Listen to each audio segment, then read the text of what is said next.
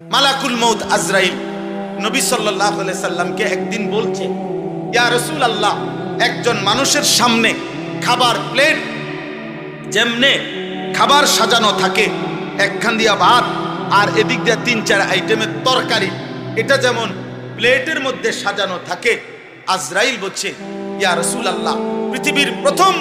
সৃষ্টি, প্রথম মানুষ থেকে ইসরাফিলের ফু পর্যন্ত শেষ মানুষটা, আল্লাহ তাআলা প্রত্যেকটা মানুষের রূহ আমি আজরাইল মালাকুল মউতের সামনে এরকম প্লেটের মধ্যে আমার সামনে সাজায় রাখছি। আমি এক নজরে প্রথম থেকে, প্রথম রূহ থেকে ইসরাফিলের ফু পর্যন্ত শেষ রূহ আমি এক নজরেই দেখি। এক। ২ নাম্বার,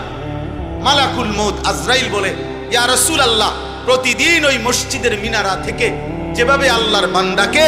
5 বার ডাকা হয় আল্লাহর পক্ষ থেকে, খোদার কসম নবী, আমি আজরাইল প্রত্যেক দিন এই আমার সামনে সমস্ত রূহকে 5 বার কম পক্ষে প্রতিদিন ডাক দেই আর বলি, এই রূহ, আমি কিন্তু তোকে নিয়ে যাব।